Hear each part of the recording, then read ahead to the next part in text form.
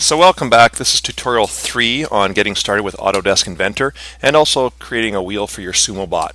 So to start off with, we left off with basically, the outside size of the wheel diameter, and we created an axle hole in the back. Now, how deep did that axle hole go?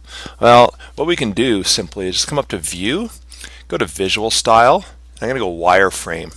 Okay, and by doing wireframe, I can see the hole there, and everything by wire versus solid.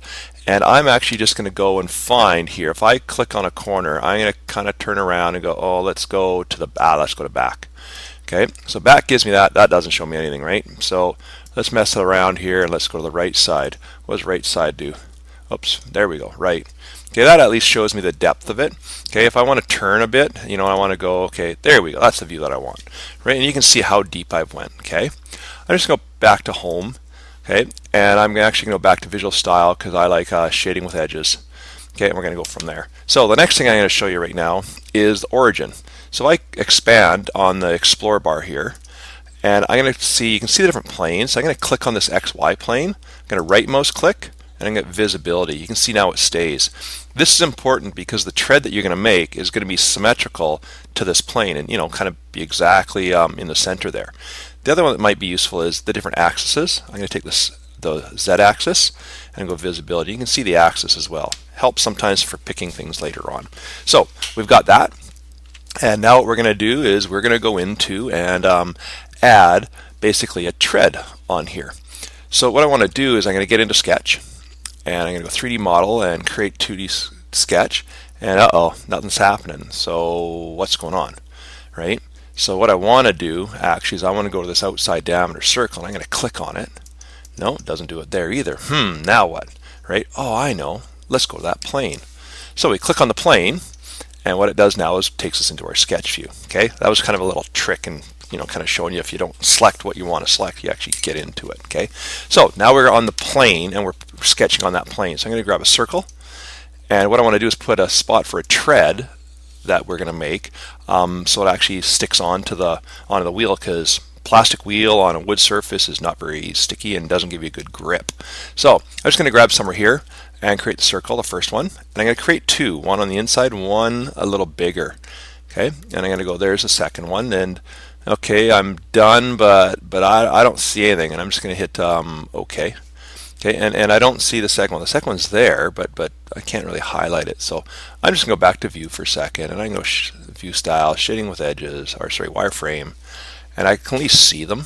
Okay, now I'm also going to just take it really quickly, and I'll go back to Dimension. So back to Sketch, Dimension, and I'm going to take this one, dimension it, and that one's going to be a little bigger, so anything bigger than 1.5. So there's 1.5, whoops, 1.5. Ooh, that was kind of interesting. Okay, and it can be the exact same size or bigger. And then the inside one, I'm going to change that one, and I'm going to screw you up here, and I'm going to say, well, I'm going to go 1 1/4. What happens? Oh wow, it actually works. Okay, so you can actually switch between decimals and fractions. Matter of fact, you can actually go into millimeters. So if I double click this, I can actually just go, oh geez, I don't know, about 30 millimeters. Okay, and what it'll do is automatically convert to inches here. Okay, so I'm going to go back and say, no, I really want it 1.25. Okay, so there it is there. And then I'm just going to right mouse click, and I'm going to say, okay, I'm done there.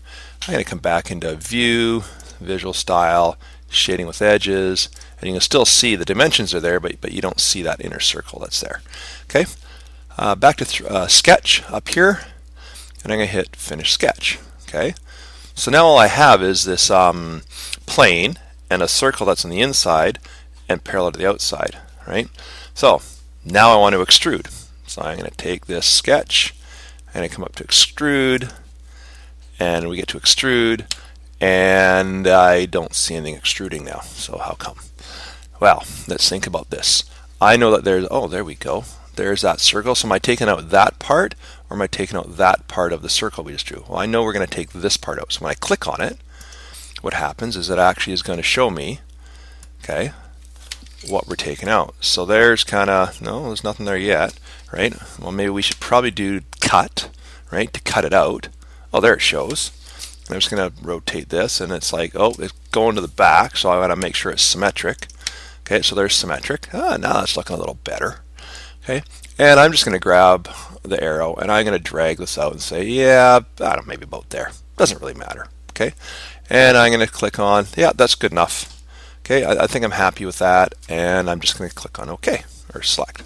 Okay, so there's this now. That plane's kind of annoying now, so I'm just going to come in, right mouse click, turn the visibility off. Okay, and I've got this part done now. Okay. Next, well, I guess maybe what we can do is on this surface we can indent like a rim is, right? So we'll select this surface. We'll go to create a 2D sketch. Goes that, and we'll go circle again, and I'm going to click on the middle and come out to here. And well, how far out? I don't want to go too far because then I cut through that, indent there. So I'm going to just select somewhere here. Okay, and let's just see what happens. Okay, so we'll go finish sketch. And I'm just going to hit the front view. Oh no, we'll leave it here. Okay, and now what I want to do is I'm actually going to take this sketch, okay, and I want to indent it in. So I'm going to go extrude. And okay, nothing's happening. Oh, that's right, because I got to select the area that I want to extrude. You know, it's not the outside, it's this. I'm removing the material. So I'm going to select that. No, I want to remove material. And it flips to the back. And now, how far have I actually gone? Oh, it's hard to see, but you can see the axle hole in there. So I'm actually going to take this, and I'm going to come back till the axle hole is covered. But how far did I go? Well, let's grab up here, and I should be able to move this. There we go. See, I still can't see it, right? So I'm going to go back to View, and I'm going to go Visual Style, and I'm going to go Wireframe, and I'm actually going to take the right side here. And see, okay, there's where it is. I'm going to move this so you don't have all this stuff in the way. And I'm going to keep this, I don't know, a set distance. You know, whoops, sorry, I'm going to grab the wrong thing here. And, oh, that's a distance, isn't it? Oh, let's see, does this work? From there to there. No, it doesn't. So, distance to next face. Okay, no, I want to go distance.